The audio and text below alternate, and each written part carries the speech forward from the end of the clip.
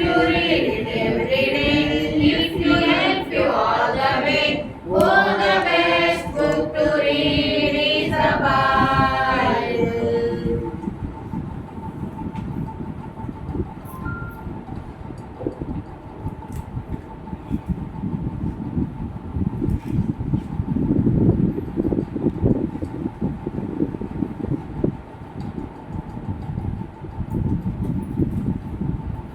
ప్రకటన 1వ అధ్యాయము 6వ వచనాన్ని అందరం కలిసి చదువుతాం. ప్రకటన 1వ అధ్యాయము 6వ వచనాన్ని అందరము కలిసి చదువుతాం. మనలను ప్రేమించుచు తన రక్తము వలన మన పాపముల నుండి మనల్ని విడిపించు వారికి మహిమయు ప్రభావములు యుగయుగములు ఆమేన్. ఆయన మనలను తన తండ్రి దేవునికి ఒక రాజ్యముగాను యాజకులుగాను చేసెను. ఓకే, అలాగే 8వ వచనం. అల్ఫాయు ఒమేగాయు నేనే, వర్తమాన భూత భవిష్యత్తు కాలములలో ఉండేవాడును నేనే అని సర్వాధికారులు దేవుడు ప్రభువు సెలవిచ్చుచున్నాడు. చిన్న ప్రేమ నడుపుని కోసం దేవా యేసయ్య పరిశుద్ధుడా దేవుడు తండ్రి జీవాత్మని సర్వాధికారి మీకు వందనాలు. దేవా నాయన ఆరాధన మేము సిద్ధపడుతున్నప్పుడు ప్రభా మీ సన్నిధించండి. దేవా నాయన వాక్యం స్థిరపరచండి, బలపరచండి. వాక్యం చదువుకోవడం, వాక్యం ప్రకారంగా మేము ఆరాధన చేయడం మాకు సాధన చేయండి. దేవా నాయన మీ సిరుజంలో నన్ను భద్రపరచండి. ఏ జ్ఞానము లేని వాడిని ప్రభా మీ జ్ఞానంతో నింపండి. ఏ మాటలు అవసరం ఆ మాటలు దయచేయండి. నీ బిడ్డలకు మీరే శక్తిని గ్రహించే శక్తిని దయచేయండి.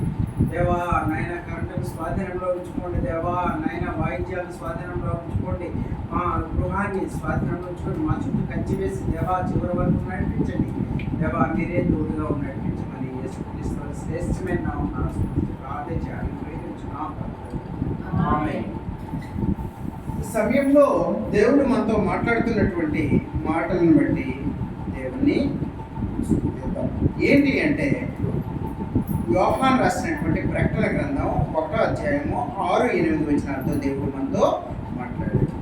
మనల్ని ప్రేమించుచు తన రక్తము వలన మన పాపముల నుండి మనల్ని విడిపించిన వారికి మహిమయు ప్రభావమును యుగయుగములు కలుగుగా. యుగయుగములు ఎందుకంటే ఆయన మనల్ని ప్రేమించి ఎక్కడ దేవుని కుడిపార్శ్వములో కూర్చున్నటువంటి యేసు ప్రభు దేవుని తండ్రి అయినటువంటి ఆయన దగ్గర కూర్చొని పరలోకములో హాయిగా ఉన్నటువంటి యేసు ప్రభు మనల్ని ఎంతో ప్రేమించి తన రక్తం కార్చడానికి ఆయన ఈ లోకానికి వచ్చాడు. కలువసిరిలో సిలువ వేయబడి మన పాపముల నుండి మనల్ని విడిపించడానికి ఆయన ఈ లోకానికి వచ్చాడు. అలాంటి గొప్ప దేవుడికి యుగ యుగములు ఆయనకి ప్రభావము మహిమయు ప్రభావము యుగ యుగములు కలుగుతున్నాడు. అలాగే ఆయన ఎలాంటి వాడట?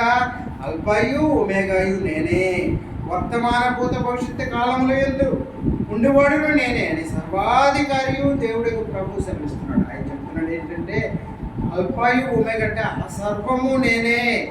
వర్తమాన భూత భవిష్యత్తు కాలములో, వర్తమాన కాలం అంటే ఏంటి?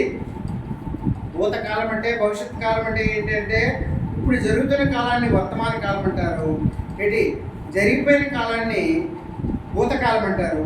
ఇంకా జరగవలసిన కాలాన్ని భవిష్యత్తు కాలం అంటారు. ఈ 3 కాలాల్లో కూడా సర్వాధికారి దేవుడు ఏం సెలవిస్తున్నాడంటే ఈ 3 కాలాల్లో ఉండేవాడు నేనే.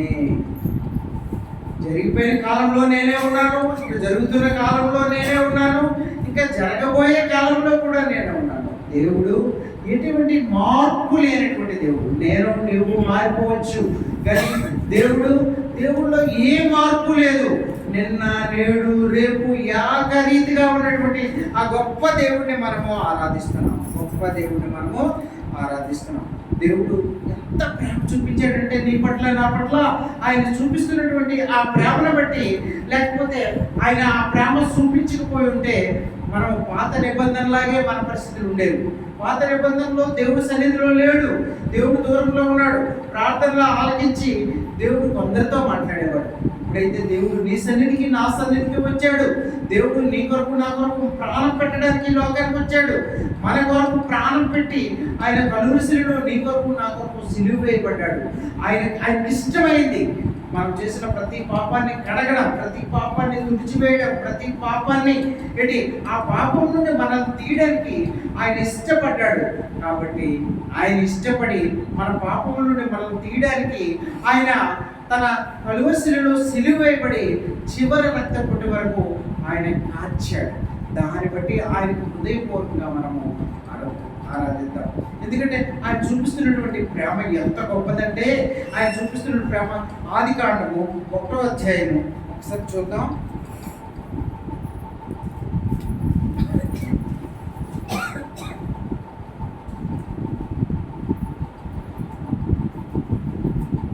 ఇరవై 26, 27, 28 దేవుడు మన స్వరూపమందు మన పోలిక చెప్పున నరులను చేయుదుము. వారు సముద్రపు చేపలను, ఆకాశ పక్షులను, పశువులను, సమస్త భూమి మీద ప్రతి జంతువును ఏడుదురుగాక అని పలికెను. దేవుడు తన స్వరూపమందు నరుని సృజించెను. దేవుని స్వరూపమందు వారిని సృజించెను. స్త్రీనిగాను పురుషుడుగాను వారిని సృజించెను.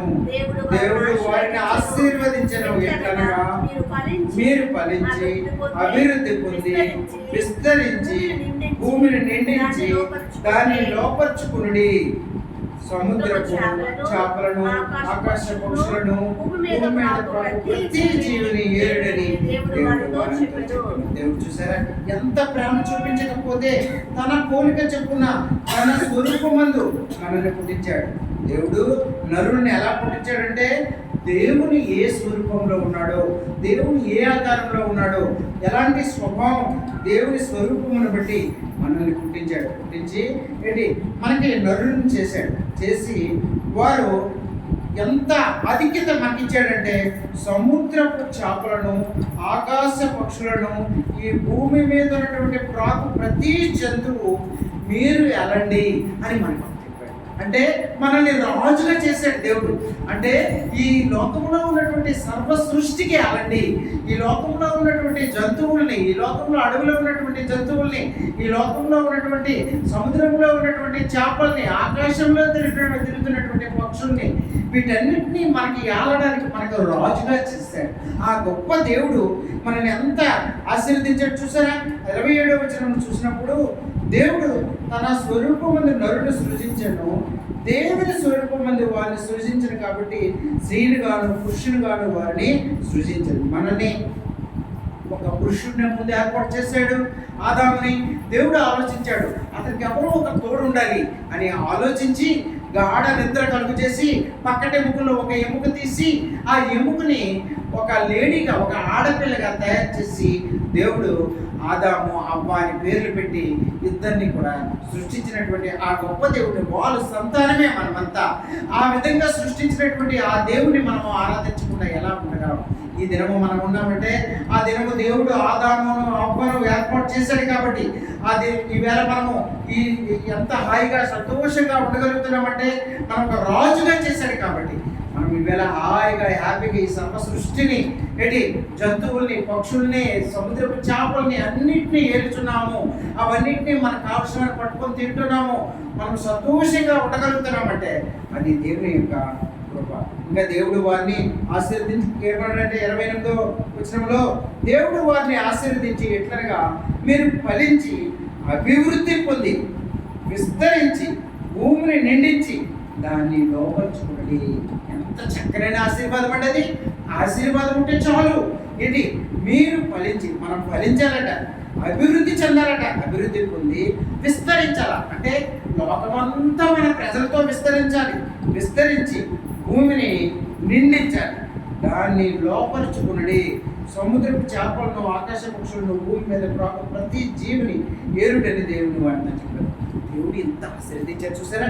ఎంత చక్కనైనటువంటి ఆశీర్వాదము మనకి ఆశీర్వదించి ఆయన స్వరూపంలో పుట్టించి ఆయనలాగా మనల్ని ఏర్పాటు చేసుకొని ఆయన దేవుడు అనుకోలేదు అలాగే ఎందుకు నేను వాళ్ళు సృష్టించాలా? ఒక జంతువులా సృష్టిస్తాను, లేకపోతే ఏదో వేరే రూపంలో సృష్టిస్తానని అనలే.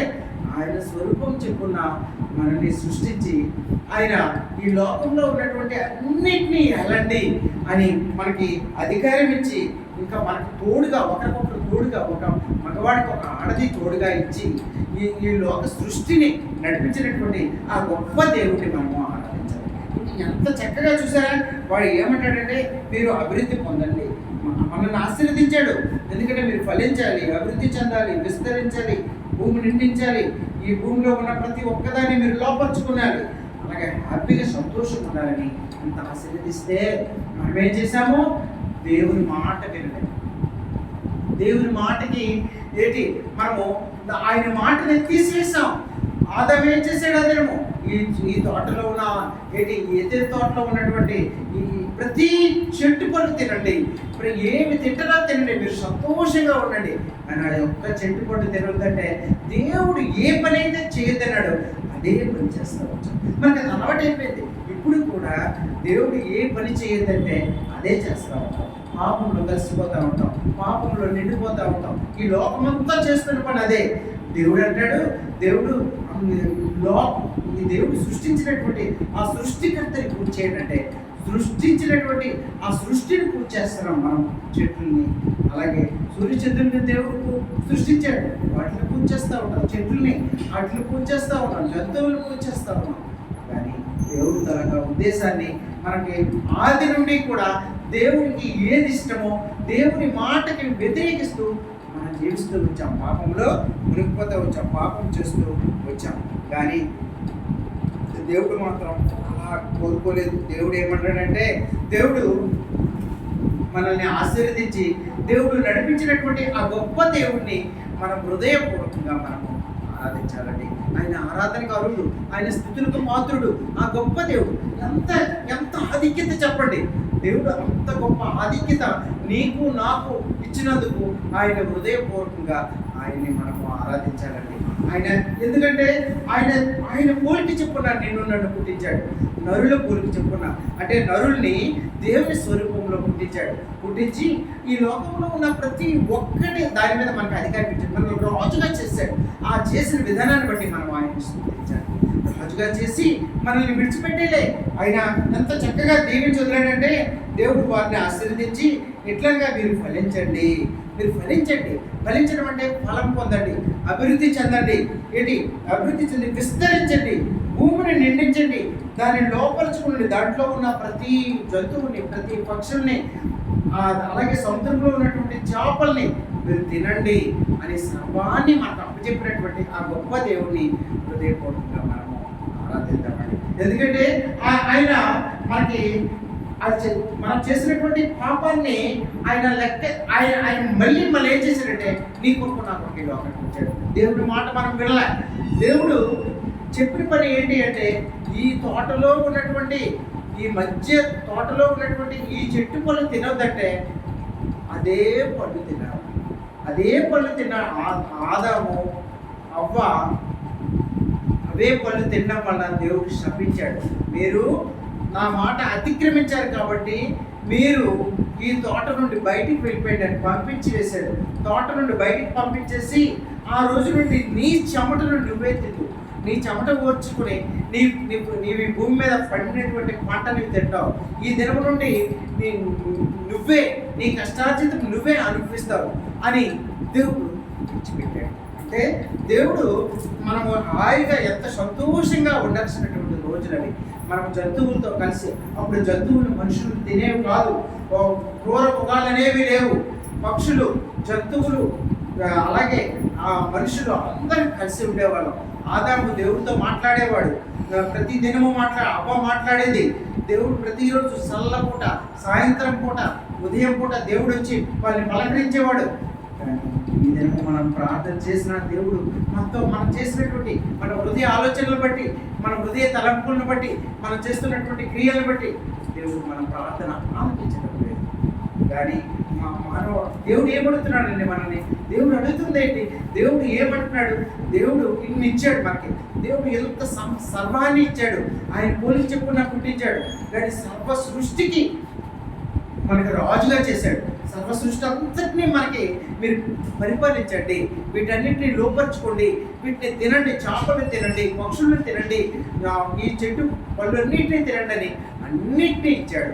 ఏ ఏ ఏ సీజన్కి ఆ సీజన్ పళ్ళు, ఈ సీజన్లో సీతాఫల పళ్ళు, ఇంకా మనకు కావాల్సినటువంటి ఎన్నో రకాలైనటువంటి పళ్ళు, అదే వేసవకాలంలో మామిడి పళ్ళు, మనకి సీజన్కి తగ్గట్టుగా దేవుడు ఏర్పాటు చేశాడు.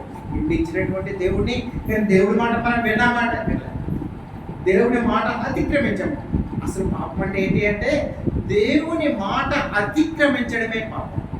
మనం దేవుని మాట దేవునికి ఒక ఇష్టం.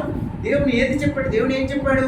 మీరు అభివృద్ధి చెందండి, మీరు ఫలించండి, మీరు చక్కగా నా పోలిక చెప్పిన మీరు పుట్టించారు కాబట్టి దేవుని స్తుతించండి, ఆరాధించండి, దేవుని వాక్యాన్ని చదవండి, ఈ లోకం వైపు చూడకండి. ఈ లోకం చూస్తే ఈ లోకం పాపము లోకము, ఈ లోకం అంతా కూడా పాపం చేసినటువంటి వారే, ఎవ్వరూ నీతిమంతులు లేడు, మీరు నీతిగా ఉండండి అని దేవుడు చెప్పినప్పుడు మనం దేవుని మాట వినలేదు. అందుకే దేవుడు అంటాడు, నేను మీకు ఏం అడగలేదు. ఏమడిగాడు ఒకసారి చూద్దాం. ఏంటంటే మీకా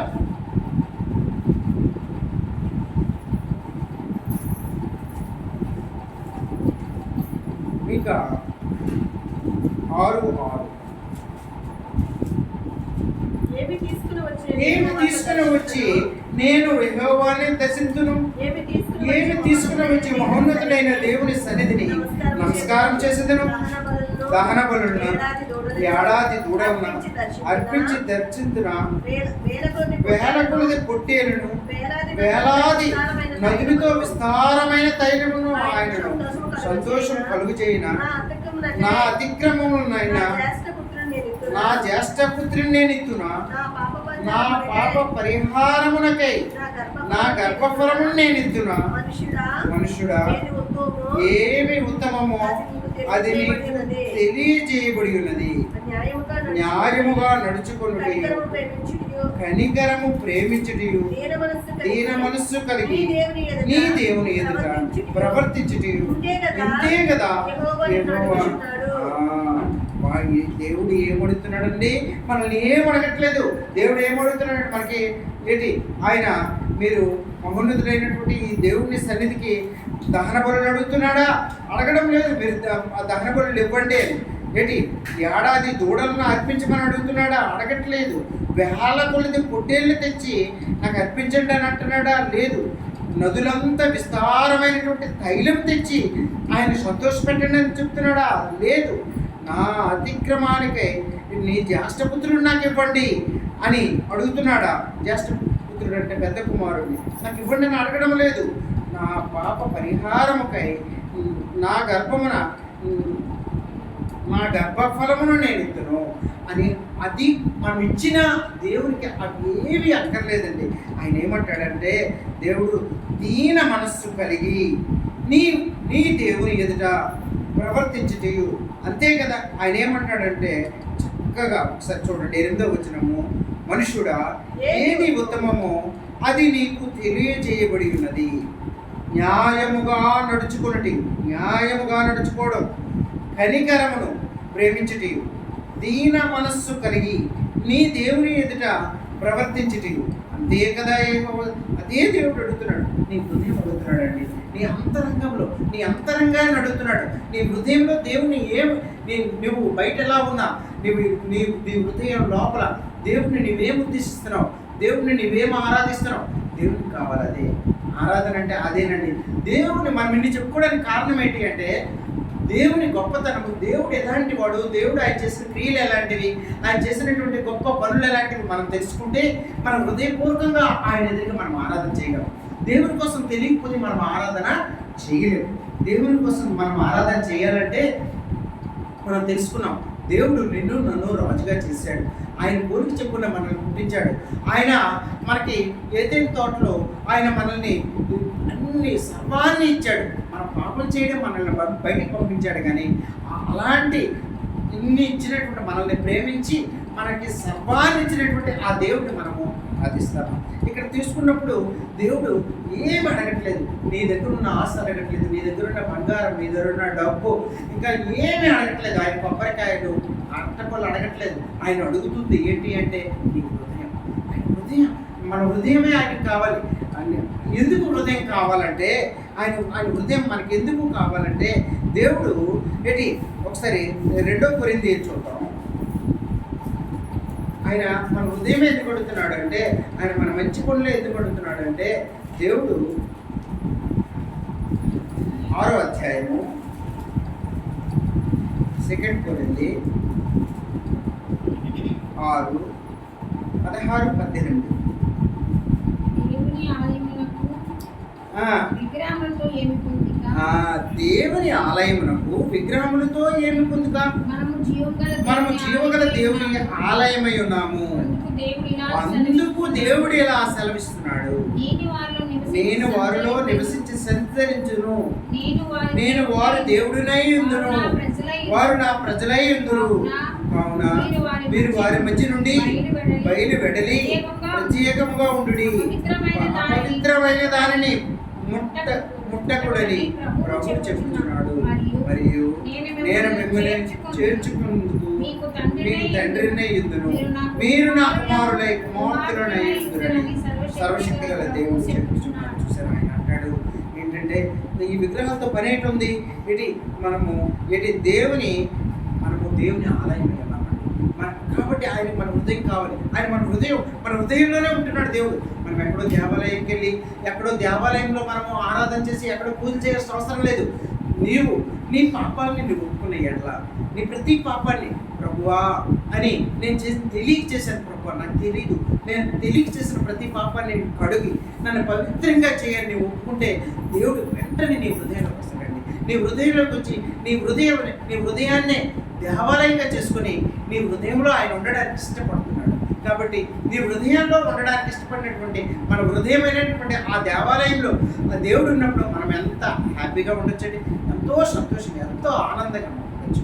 అందుకే మనం దేవుని మీద ఆధారపడుతూ మనం ప్రార్థన చేసి, ప్రభువా నాకు సజెషన్ ఇయ్యనైనా, నేను ఇది చేయాలి, పిల్లల కోసం ఇది చేయాలనుకుంటున్నాను, లేకపోతే మా ఇంటి కోసం ఇది చేయాలా, లేకపోతే నాకు వచ్చిన సమస్య ఇది, ఆ సమస్యకి నేను ఏం చేయాలని నువ్వు ప్రార్థన చేసినప్పుడు నీ హృదయ తలంపులు వస్తాయి. నీ దేవుడు నీ హృదయంతో నీతో మాట్లాడతాడు, నీవు ఇది చేయి.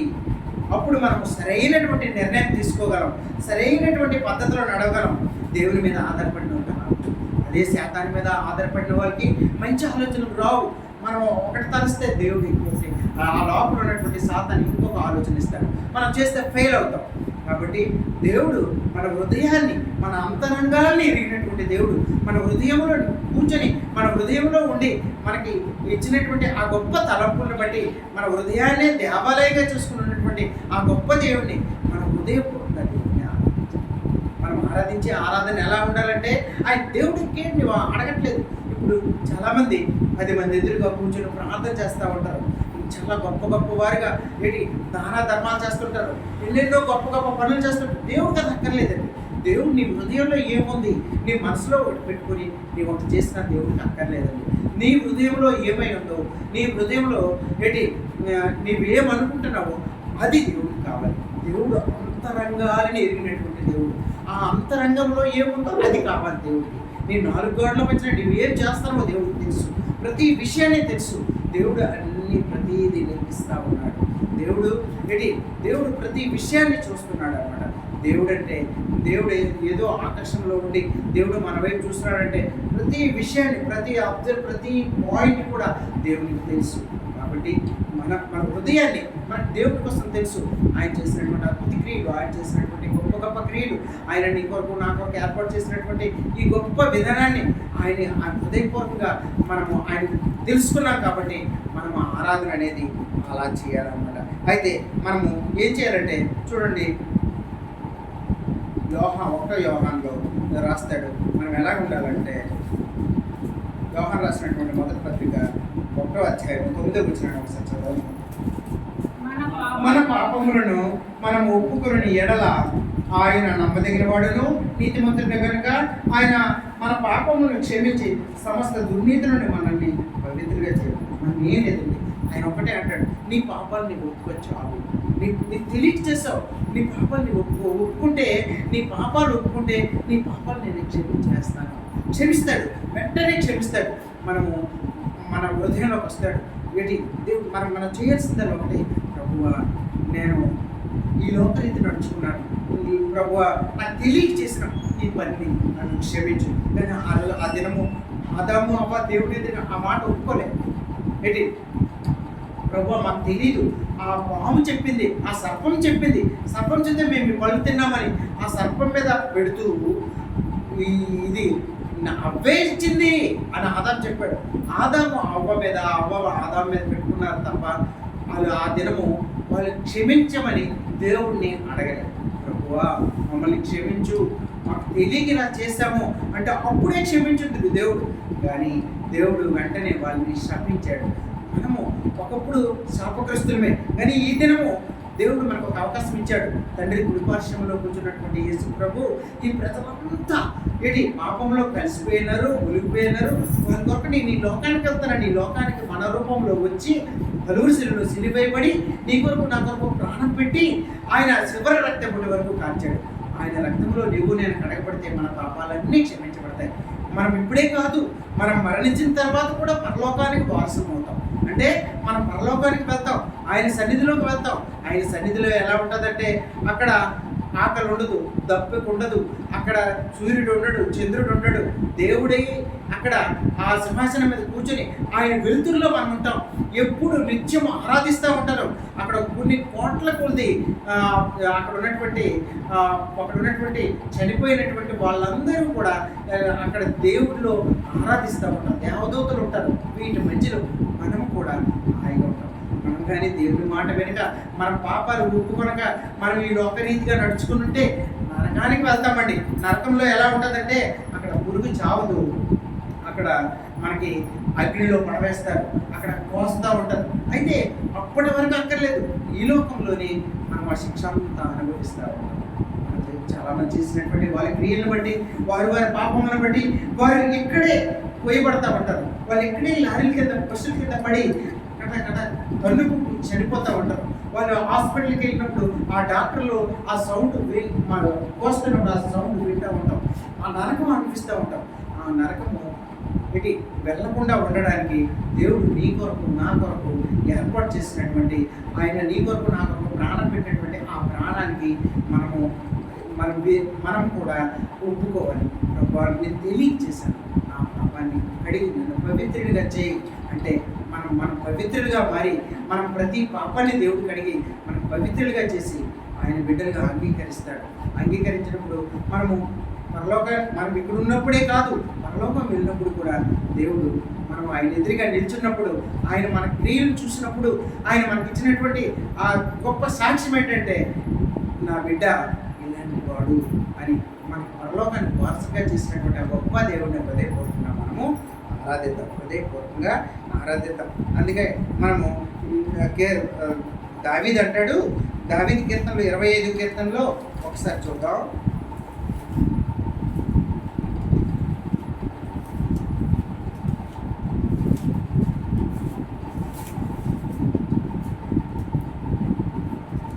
కీర్తన 11-12. యెహోవా నా పాపము బహుఘోరమైనది, నీ నామమును బట్టి దాన్ని క్షమించుము. యెహోవా నా యందు భయభక్తులు గలవాడెవడు, వాడు ఆ కోరుకోవలసిన మార్గము ఆయన వారికి బోధించును. చూసారా, యెహోవా దావీదు అంటాడు, ప్రభువా నేను బహు ఘోరమైనటువంటి పాపిని, నా పాపమును బట్టి దాన్ని క్షమించు ప్రభువా. మనం కూడా మన దేవుని ఎదుటిగా మన పాపాలు ఒప్పుకోవాలి. ఒప్పుకుంటే ఆయన నమ్మదగిన వాడు, నీతిమంతుడు వాడు. మన ప్రతి పాపాన్ని మనకు ఆయన చేసినటువంటి కార్యం చూసినప్పుడు గొప్ప గొప్ప కార్యాలండి. మనం బయటకు వెళ్ళేటప్పుడు, ఎక్కడికి వెళ్ళేటప్పుడు, లేదంటే మన ప్రతి పనిలో కూడా ఆయన తోడుగా ఉండి మనకి చనిపోయే పరిస్థితిలో మనల్ని కాపాడినటువంటి దేవుడు, మన ప్రతి అవసరం తీర్చినటువంటి దేవుడు. మనమే కాకుండా మన పిల్లలు, లేకపోతే మన తల్లిదండ్రులు, మన అన్నదమ్ములు, అక్కచెల్లెలు ఆయన ఇచ్చినటువంటి ఆ గొప్ప కృపను బట్టి, ఆయన తోడుగా ఉండి మనల్ని నడిపిస్తున్నటువంటి, ఆపదలో ఆదుకున్నటువంటి విధానాన్ని బట్టి, అనారోగ్య పరిస్థితుల్లో మనము ఆయన ఇచ్చినటువంటి ఆరోగ్యంను బట్టి, ఆయన మనల్ని ఎంతో ఆయన అంటాడు. ఒకసారి 103వ కీర్తన 2వ వచనాన్ని ఒకసారి చదివి మనం ఆరాధనలోకి వెళ్ళిపోతాం. 103వ కీర్తన 2వ వచనం. 2:3 నా ప్రాణమా నా ప్రాణమా యెహోవాను సన్నిధించము, ఆయన చేసిన ఉపకారములు దేన్ని మరొకము. ఆయన నీ దోషములన్నింటినీ క్షమించేవాడు, నీ సంకటములన్నింటినీ కుదిర్చేవాడు. సమాధిలో నుండి నీ ప్రాణమును విమోచించుచున్నాడు, కరుణా కటాక్షమును నీ కిరీటముగా ఉంచుచున్నాడు. సరే, ఆయన చేసినటువంటి ఆ గొప్ప పనులు చేసినప్పుడు, ఆయన చేసినటువంటి గొప్ప ఉపకారములు బట్టి ఆయన మనం మరొకూడదండి. ఆయన చేసినటువంటి ఎన్ని గొప్ప ఆయన చేసినట్టు మనం ఒకసారి లెక్కేసుకున్నప్పుడు ఆయన ఏంటి గొప్ప గొప్ప కార్యములు చేశాడండి. గొప్ప గొప్ప కార్యములు ఆయన చేసినటువంటి మొన్న నేను ఒక సాక్ష్యం విన్నాను. ఆ సాక్ష్యంలో యూట్యూబ్లో చూసినప్పుడు నేను ఆశ్చర్యపోయాను. ఆమె అన్యరాలు దేవుడు తన భర్త చనిపోయిన పొజిషన్లో ఉంటే తన భర్త కోసం ఆమె చర్చికి వచ్చింది.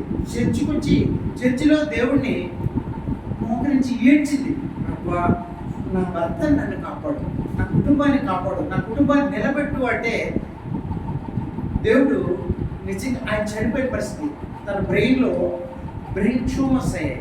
ఆయన నడవలేడు, నడిస్తే తిన్నగా నడవలేడు, ఏదోలా నడుస్తుంటాడు.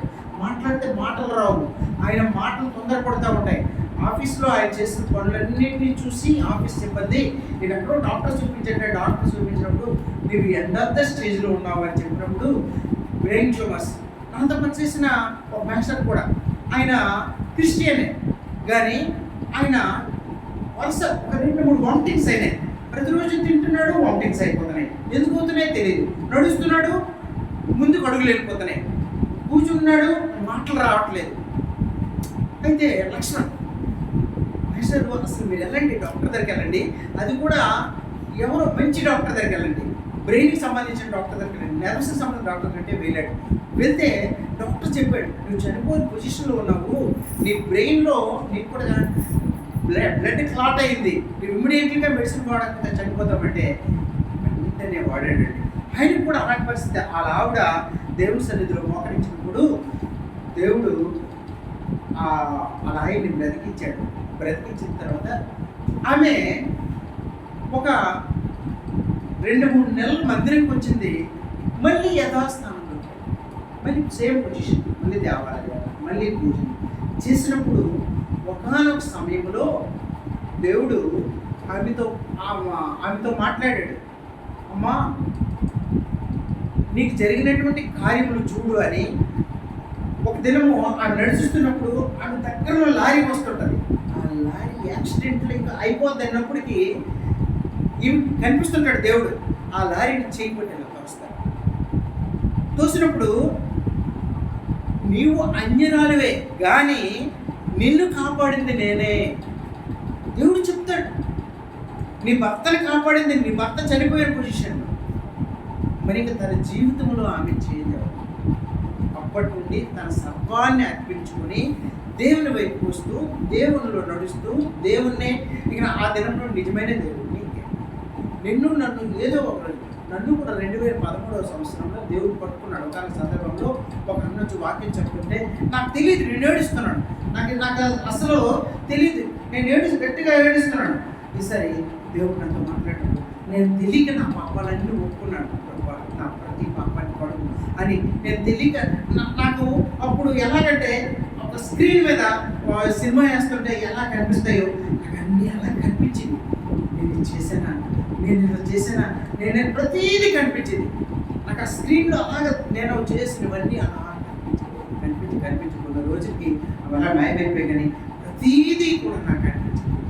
అయితే దేవుణ్ణి, నిజమైనటువంటి దేవుణ్ణి మనం ఎరిగి దేవుణ్ణి మనం తెలుసుకొని ఆయన హృదయపూర్వకంగా మనము, ఎందుకంటే ఆయన చేసిన కార్యములు, ఆయన చేసిన ఉపకారాలు ఇన్ని అని కాదు, మన జీవితంలో చేసినటువంటి ప్రతి ఉపకారమును బట్టి, ప్రతి కార్యమును బట్టి ఆయన హృదయపూర్వకంగా మనము ఆయన నమ్మదగిన దేవుడు, నీతిమంతుడు, ఆయన ప్రభులకు ప్రభు, నీ గొప్ప నాకు ఒక ప్రాణం పెట్టినటువంటి ఆ గొప్ప దేవుడిని మన హృదయాన్ని ఆయనకు అర్పించి హృదయపూర్వకంగా సాష్టాంగా ఆయన్ని మనము ఆరాధిద్దాం. ఆ గొప్ప దేవుడిని ఆరాధిద్దాం.